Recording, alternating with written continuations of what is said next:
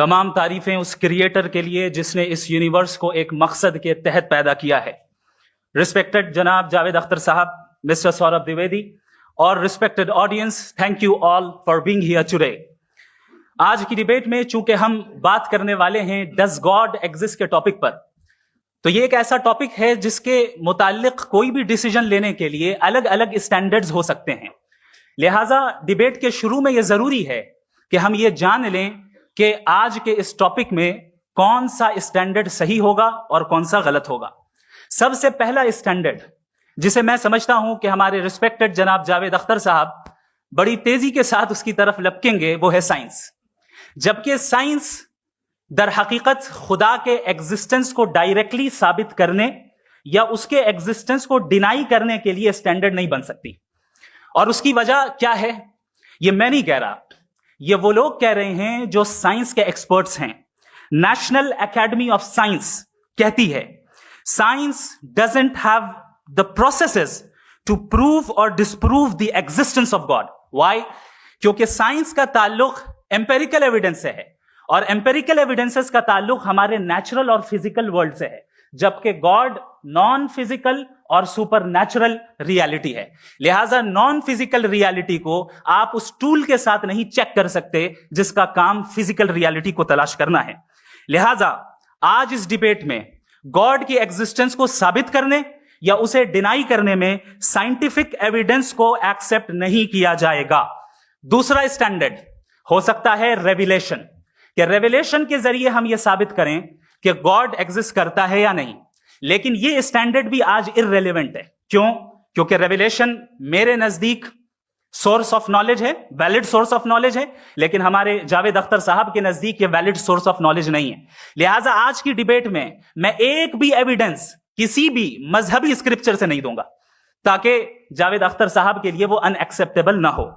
تیسرا جو معیار ہو سکتا ہے وہ ہے آبزرویشن, کہ بھائی کوئی کہے کہ ہمیں خدا دکھاؤ, اگر ہے تو دکھاؤ, یا یہ کہ خدا کے ایگزسٹنس پر امپیریکل ایویڈنس دو, تو یہ ہے در حقیقت غلط ٹول کا استعمال کرنا. یہ ایسا ہی ہے کہ جاوید صاحب مجھ سے یہ مطالبہ کریں کہ مفتی صاحب آپ میٹل ڈیٹیکٹر کے ذریعے پلاسٹک ڈیٹیکٹ کر کے دکھائیں.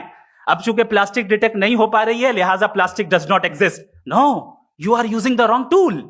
اس ٹول سے پلاسٹک کو ڈیٹیکٹ نہیں کیا جاتا. لہٰذا میں سمجھتا ہوں کہ گاڈ کے ایگزسٹنس پر امپیریکل ایویڈنس کا مطالبہ کرنا ایک بچکانہ مطالبہ ہے, اور ہمارے ریسپیکٹڈ جناب جاوید اختر صاحب اس اسٹیج سے اب بہت آگے نکل چکے ہیں. اب بچتا ہے ایک ہی اسٹینڈرڈ, اور وہ اسٹینڈرڈ ہے عقل, لاجک, ریزننگ. اور یہی وہ اسٹینڈرڈ ہے جس کے تحت گاڈ کی ایگزسٹنس کو ثابت کیا جائے گا یا گاڈ کی ایگزسٹنس کو ڈینائی کیا جائے گا. لیکن چونکہ یہ بہت امپورٹنٹ اور سینسیٹیو ٹاپک ہے, اس لیے لاجیکل آرگیومنٹ بھی ایسا ہونا چاہیے جو ڈیفینیٹو ہو, انڈیفینیٹو نہ ہو, جو 2 اور 2 4 کی طرح بالکل واضح ہو, جسے لاجیکلی ریجیکٹ کرنا پاسبل نہیں ہو. فار ایگزامپل ہم کہیں ہمارے ریسپیکٹڈ مسٹر سوربھ صاحب یہ ایک انسان ہے اور تمام انسان کانشیس بینگ ہے, لہٰذا نتیجہ کیا نکلا, ہمارے سوربھ صاحب بھی کانشیس بینگ ہے. کیا یہ انڈیفینٹ آرگیومنٹ ہے یا ڈیفینٹ آرگیومنٹ ہے؟ یہ ڈیفینٹ آرگیومنٹ ہے. یہ 2 اور 2 کی طرح واضح ہے, اس میں کسی طرح جو ہے لاجیکلی اس کو ریجیکٹ نہیں کیا جا سکتا. تو اگر آج ہمارے جاوید اختر صاحب ایسی کوئی عقلی دلیل اور لاجیکل ایویڈنس دیں خدا کے نہ ہونے پر جو ڈیفینٹ بھی ہو, تو میں یہ اعلان کرتا ہوں کہ یقیناً میں اس ایویڈنس کو قبول کروں گا اور اس پر غور کروں گا. لیکن ساتھ میں یہ بھی اعلان کر دیتا ہوں پریڈکشن کے طور پر کہ ایسا کوئی ڈیفینٹ آرگیومنٹ کوئی نہیں پیش کر سکتا. دلیل ہم دیں گے اور ڈیفینیٹو دلیل دیں گے, لاجیکل دلیل دیں گے, ایسی دلیل دیں گے جو انٹائر ایتھیسٹک ورلڈ اسے ریفیوٹ نہیں کر سکتی. چلیں اب ہم ایک ایگزامپل سوچتے ہیں, ایک سینیریو, سمپل سینیریو. تمام آڈینس سے گزارش ہے, ہم اور آپ ایک آئسولیٹڈ آئیلینڈ پر ہیں, ایسا آئیلینڈ جہاں پہ ہم سے پہلے کوئی کبھی نہیں گیا. چلتے چلتے آپ کے سامنے اچانک آپ نے دیکھا ایک پنک کلر کی بال پڑی ہوئی ہے. سب سے پہلا سوال آپ کے ذہن میں کیا آئے گا کہ یہ بال یہاں کیوں آئی, کیسے آئی, یہ پنک کلر کی ہی کیوں ہے, کوئی اور کلر بھی ہو سکتا تھا, یہ اسی شیپ میں کیوں ہے, کوئی اور شیپ بھی ہو سکتا تھا. نیچرلی آپ اس طرف پہنچیں گے کہ کوئی نہ کوئی ہے جس نے ان اسپیسیفک پراپرٹیز کے ساتھ اس بال کو بنایا ہے اور یہاں پہ رکھا ہے. چونکہ آپ جانتے ہیں کہ یہ جو بال ہے اس کا ایگزسٹ کرنا ضروری نہیں ہے, یہ ایگزسٹ کر بھی سکتی تھی, نہیں بھی کر سکتی تھی, اور ایگزسٹ کرنا ہی تھا تو کسی اور فارم میں کرتی, کسی اور کلر میں کرتی. اب آپ اس بال کو ایکسپینڈ کرتے چلے جائیں, ایکسپینڈ کرتے چلے جائیں, ایکسپینڈ کرتے چلے جائیں, یہاں تک کہ یہ بال یونیورس کے سائز کی ہو جائے. بتائیے کہ کیا سائز کے بڑھ جانے سے سوال بدل جائے گا؟ ہرگز نہیں بدلے گا. ابھی بھی سوال رہے گا, یہ یونیورس کہاں سے آیا, ان اسپیسیفک پراپرٹیز کے ساتھ کہاں سے آیا, کیوں آیا, کس نے بنایا؟ یہ سوال اس وقت بھی ویلڈ رہے گا.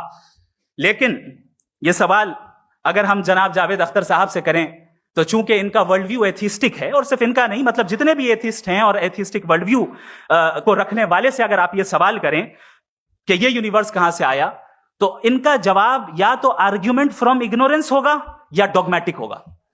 یا تو یہ کہیں گے کہ مجھے نہیں پتا کہ یہ کہاں سے آیا, لہذا گاڈ ڈز ناٹ ایگزسٹ, یہ آرگیومنٹ فرام اگنورینس ہے.